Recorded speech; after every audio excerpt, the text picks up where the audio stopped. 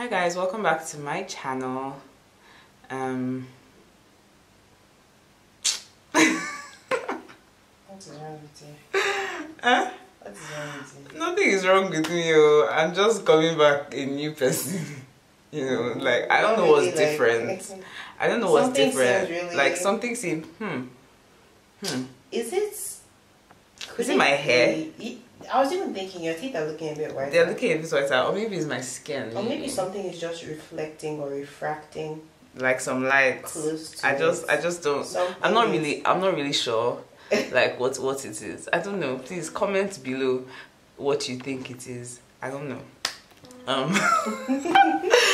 Hi guys, so I got engaged. I was engaged. Today I am coming to, I guess, tell the story. And if I'm telling the story, it kind of feels like it makes sense that I'll just include the video. Because like, you know, I know you guys, I know, because so many people have been commenting on my stuff to see the video of how it all went down. But I'm not sure. Like I still feel like with this relationship, I feel like, and rightly so, I have felt very like protective. I don't really speak a lot about it just because like I just think it's important to protect your peace, you understand? So like not for the concern or fear of anything, but I just feel like it's nice to keep certain things for yourself. But then with what has happened now, it feels like not that there's more confidence to share things or anything like that, because I feel like there was already confidence before, but then it feels like, I mean, yeah, I could hide a boyfriend, but I don't know if I can hide the husband. Do you understand? Like, I don't know how long. I'm looking at my sister because she's right here in her towel, which is why she has not come to say hello. Bring your leg. Says hi. And obviously she was the chief or a chief orchestrator in this whole thing. Guys, a lot of people have been asking me to tell the story of how we met. That will probably come at some point in time, much later on in life, to be honest. Let me not pretend that it's going to come this year or next year, but something can happen and like my thought process on it can change. But as at now, yeah, the most important things that you need to know about our story is that we've known each other for at least 10 years, but we only became friends 5 years ago. So we knew each other, but we didn't really F with each other or appreciate each other's guts. He's actually my cousin's best friend. Well, besides me, because obviously now I'm his best friend. But like when I met him, he was my cousin's best friend. And yeah, so we've known each other for quite some time. Doesn't mean that we've dated for that long or anything like that, but we've known each other for quite some time. This is so hard. I feel like I'm making like a political video. The way I'm talking right now, it's just not something that I felt like, or that I thought I was ever mentally preparing to speak about on the internet. That I just felt like, you know, I'll just keep on going on with life and you guys would kind of just accept that. But then a lot of you have been here since even my first YouTube channel that got deleted, before even the Brownie Diaries, before even I can't remember the other one in between. I was trying to like remember. It's irrelevant now. Brownie Bits. Yeah, so lots of you have been there, and I feel like not that I owe you, but then at the same time you're part of my journey, and I've received so much love and support and a lot of prayers from you guys as well. So I felt like it would only be fair to like share this part of my life and share, besides like me feeling like I'm imparting wisdom or sharing certain things, sharing difficult things, it's also nice to share like nice things as well. Okay, let me leave my conspiracy theories to the end so that I can enjoy the story of the proposal itself. So we're just going to watch the video. I'll put the video in here and then you watch it, and then I'll explain anything that I feel was not properly explained with the visuals of the video. So Brownie has joined this video. Oh, she's so chunky. People are also always asking about Brownie. They think that's maybe like she's missing or something. She's here, she's queer, she's, you know, everything. She's a cutie and she's proud. Look at her chopping, like, wow, must be nice. Anyhow, so Chef Tabo sent me a message and invited me for a blogger event. A friend of mine, Odara, CEO of Nouvelle Films, CEO of Nouvelle Films, had worked with him before. A blogger friend of mine, Rhoda, had worked with him. She signed to his agency and stuff like that. So I knew of him, but I didn't know him personally. Anyway, he sent me a message to invite me for an event. It was supposed to be a 5-course meal tasting and stuff like that. And it was slated for the 14th of June. So on the day that he sent me the invitation, I was here with my my fiance, If you have said boyfriend then at the time, yes, boyfriend at the time, DG.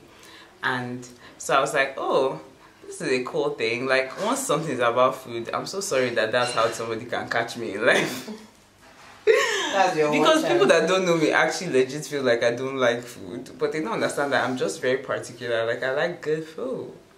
Anyhow, so like I was telling him, oh, this guy invited me to this thing and I'm allowed to bring a +1, and immediately he was just like, yeah, I'm +1. And me, I was trying to banter, like, you know, I don't know if I want you to be my +1. Like, you know, Zizi's here, that's my sister.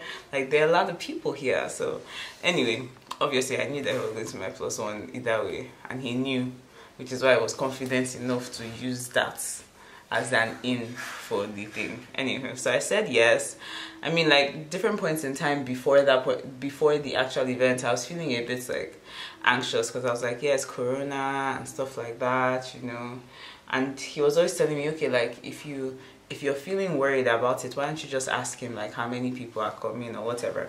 But I was just like, yeah, I don't want to ask too many questions so that I don't back out, because I make it a point in my life that if I say I'm going to do something, I'll make sure that I do it, especially to strangers, because I like to be a woman of my word. Anyhow, so that happened. Flash forward maybe a week later, that's now 3 weeks ago, and my best friend called me. Don't attack her, because everybody seems to be aggravated by what it is that she did, like in real life. Yeah, me neither. I understood this 100%. So she called me and she was like, yeah, we haven't spent time together in a while. She wants to treat me, you know, let's go and get our nails done and stuff like that. And yes, for a lot of people, that could seem like a red herring or like a reason to be suspicious. But for me, this was not the first time that she had like treated me to anything. Like, sometimes she takes me out for ice cream. Like, she's basically like my sugar daddy sometimes. So for me, it was just like, okay, yeah, this is a bit sus, but then at the same time, it's not, you know. So by that time, my sister had already gotten my nails done, because she's doing nail classes. So she got her teacher to get my nails done. So I was like, okay, maybe we'll just go and get a pedicure, and she was fine with that. Eventually, I got there, and the person that was doing my nails is like one of my favorite people to do nails. So I was like, yeah, I'm just going to do my nails again. So I did my nails again, which I'm really happy. The ones I had before were nice, but like these ones were like nice. You understand? Cool. So got the nails done. This was like the Thursday. On Saturday, oh, sorry, I forgot a really important part. You guys know Alfred, because I've spoken about him so much in my videos. Some people probably think he's my only friend. Alfred was the only one I confided in, him and his girlfriend. I confided in them. You guys from my room.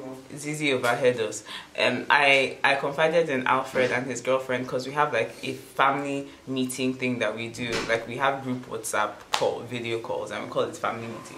So I was talking to them and I was like, yeah, I suspect that there's something going on, because, like, you know, I was just putting pieces together. Some things were just being a bit mad, you know, they're just being a bit complex. It's yesterday that I was also thinking about it, and I remembered like a month or a little over a month ago when Digi was asking me if I knew any really nice Airbnbs and stuff like that. Like, he's looking for something for one of his dad's friends that's coming to town, and now I'm just clocking so many things. Like, it's making me think so much about my life. Anywho, so I was getting a little sus, you know, and stuff, but I was just like, yeah. Alfred basically like made me feel like, you know, yeah, I think you're connecting things too much, like you're overthinking, because I do have the tendency to overthink. So I was like, okay, cool. On Saturday, DJ and I go out for our date night, which we haven't done in so long because of the Rona and like work and stuff like that, and just life in general. So we went out, we got sushi, and we went to this place that we usually drive to and envision like our life there, you know. Like one place with a really nice view, like on top of a hill with really nice houses and stuff like that. So we went there, we were eating, and he was just basically telling me like, you know, he really wanted to have proposed by now, but like the ring is still not here, and he feels this and he feels that.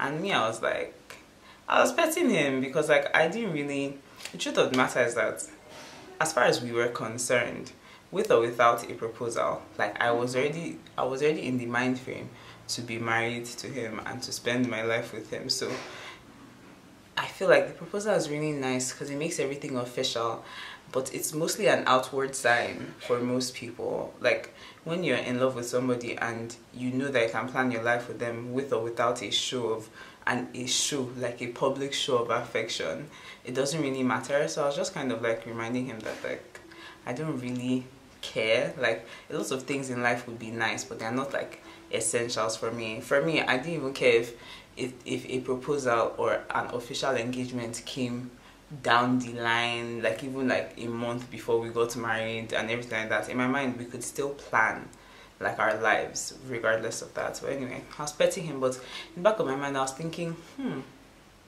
what is this nigga lying? Women's intuition, girls. Women's intuition. I was like, I'm suspecting this nigga. I'm suspecting him. The way he's talking. It's not because it's not true. It was such a good date, and it was such a good experience for me because like we talked a lot about like mental health and my mental health and like our relationship, and we talked about a lot of stuff. So it was such a positive experience, but I couldn't help feeling like something was a little bit, just a little bit. So anyhow, so that was on Saturday. On Sunday, I started to think, what if this event, like it wasn't even like I didn't have any factual reason to think that, but like I was just thinking, what if this event today is now the thing and stuff like that, but I didn't really have anything to back it up. Anyhow, so I call Alfred again and I'm like, guy, what if it's happening today?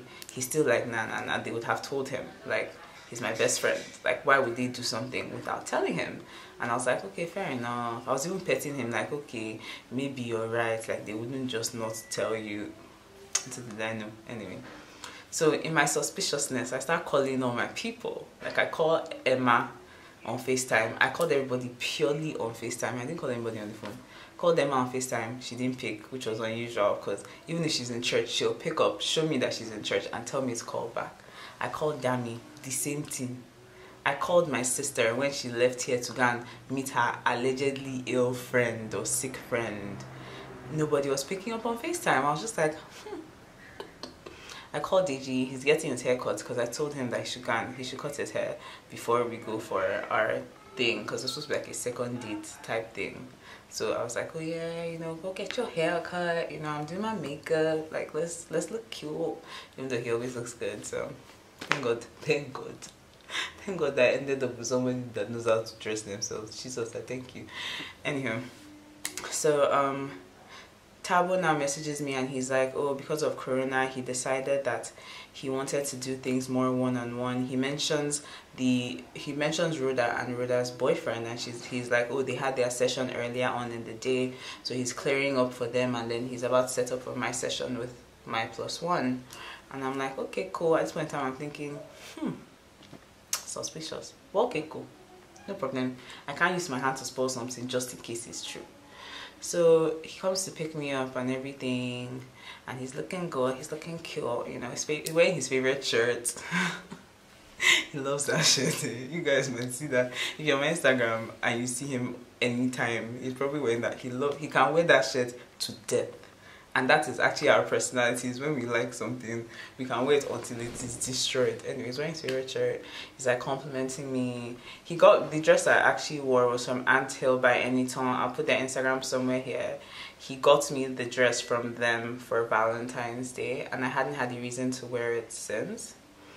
And I really loved it. Like that's like my favorite designer, Nigerian designer at this moment. So like I was just like, I haven't gone anywhere in a while.